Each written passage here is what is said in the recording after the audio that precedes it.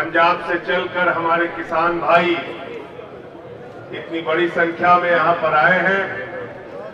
लोकसभा के हमारे माननीय सांसद ओजस्वी वक्ता भाई भगवंत मान जी, राज्यसभा में हमारे साथी सुशील गुप्ता जी, पंजाब के हमारे सारे माननीय विधायकगण, दिल्ली के हमारे सारे माननीय विधायकगण, एक एक कार्यकर्ता का अभिवादन करता हूं, वंदन करता हूं। और हमारी असली पहचान सड़क पर जनता के मुद्दों पर आंदोलन करने की है। उस पहचान को लेकर आप आए हैं, इसके लिए आपको बधाई देना चाहता हूं। साथियों, मैं उस दिन संसद के अंदर था, राज्यसभा में। राज्यसभा के अंदर मोदी जी के पास नंबर नहीं था। बीजू जनता दल ने कह दिया था हम इस बिल का विरोध करेंगे। तेलंगाना की पार्टी ने कह दिया था हम इस बिल का विरोध करेंगे। आपके यहां की एक पार्टी है जिसके आचार मंत्री ने इस्तीफा नहीं दिया था, उसने भी कह दिया था हम इसका विरोध करेंगे। तो इसलिए ये बिल राज्यसभा के अंदर गिर जाता, इसलिए मोदी जी ने अल्पमत में रहते हुए ध्वनिमत से, गैर कानूनी तरीके से, गैर संवैधानिक तरीके से लोकतंत्र का गला घोट के ये बिल पास किया है। इस काले कानून को वापस लेना चाहिए, ये हम कहना चाहते हैं।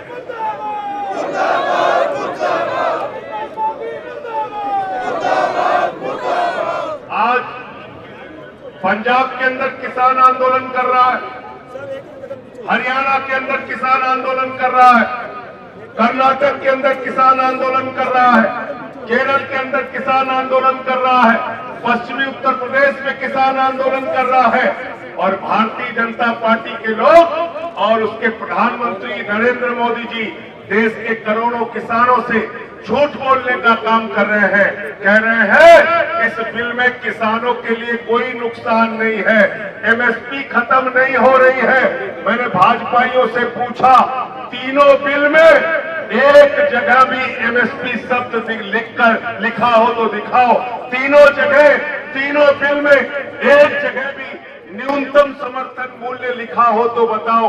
अरे अगर किसी किसान को एमएसपी नहीं मिला, वो कोर्ट में जाएगा, वो कहेगा पूंजीपति ने हमें न्यूनतम समर्थन मूल्य नहीं दिया, एमएसपी नहीं दिया, तो जज साहब आपकी बात सुनेंगे, वो कहेंगे इस बिल में कहां लिखा हुआ है एमएसपी। आप उस समय ये कहोगे क्या कि मोदी जी ने बहुत अच्छा भाषण दिया था, आपने जज साहब नहीं सुना, तो जज साहब आपकी याचिका लेंगे और उसको उठाकर फेंक देंगे। ये देश के करोड़ों किसानों के पेट और पीठ दोनों पर लात मारने का काम नरेंद्र मोदी की सरकार ने किया है। इस बिल के अंदर कहीं भी एक शब्द भी, कहीं भी इस बिल के अंदर एमएसपी का जिक्र नहीं है, पहली बात। और दूसरी बात, इसमें क्या किया है, जो सबसे खतरनाक काम किया है, असीमित भंडारण की छूट दे दी, अनलिमिटेड स्टोरेज की छूट दे दी।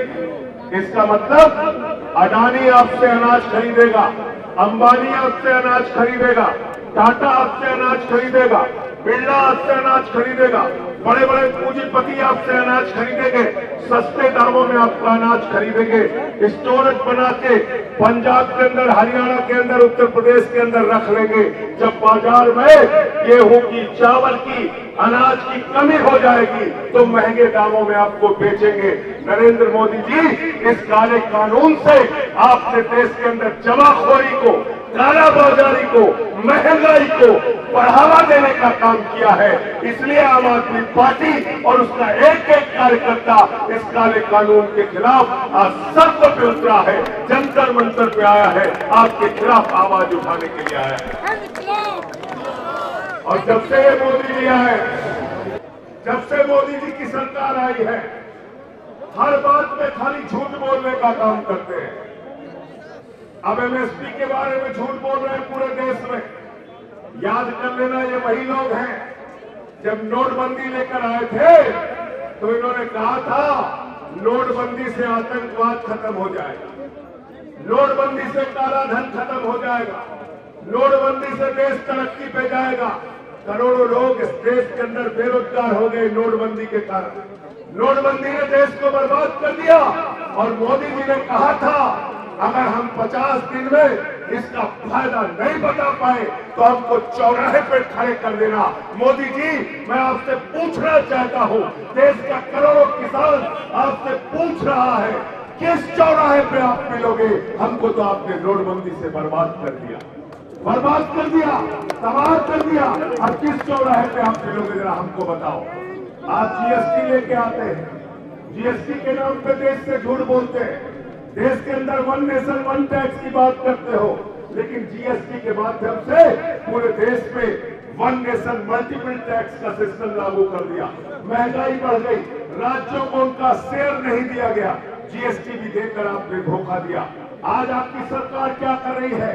लॉकडाउन के दौरान पूरा देश जब भूख से मर रहा था, सड़कों पर चलते हुए मजदूरों की जानें गई, चलते हुए रेलवे ट्रैक पर मजदूर कट के मर गया।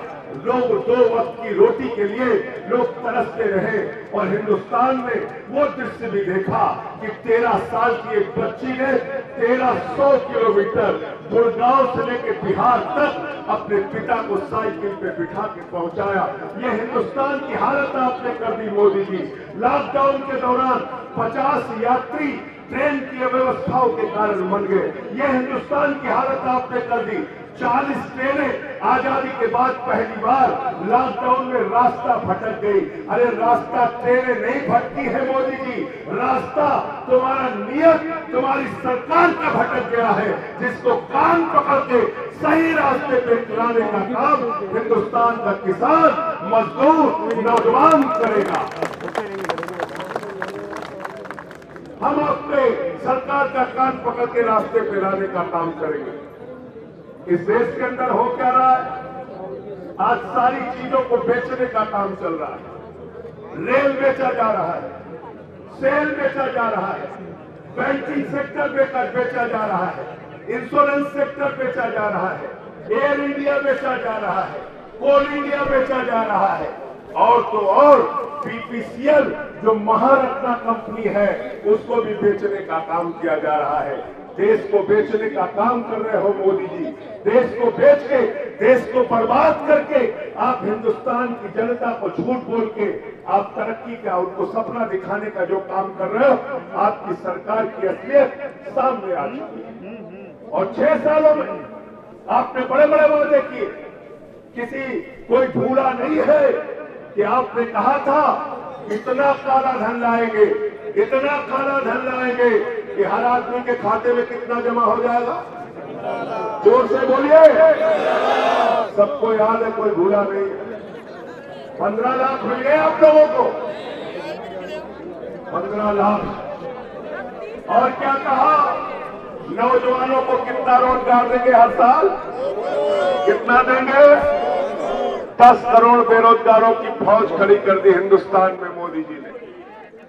हिंदुस्तान के अंदर आज किसान अपने आप को ठगा हुआ महसूस कर रहा है, नौजवान अपने आप को ठगा हुआ महसूस कर रहा है, माताएं, बहनें और मजदूर अपने आप को ठगा हुआ महसूस कर रहे हैं।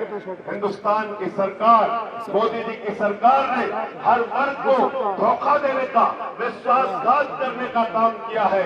मैं फिर से एक बार पंजाब के नेतृत्व को, पंजाब के कार्यकर्ताओं को दिल से बधाई देना चाहता हूँ। ये लड़ाई, ये जंग तब तक जारी रखना जब तक इस सरकार से काला कानून वापस न ले लो। आप सबका फिर से एक बार बहुत बहुत शुक्रिया। इंकलाब, इंकलाब, आम आदमी, आम आदमी।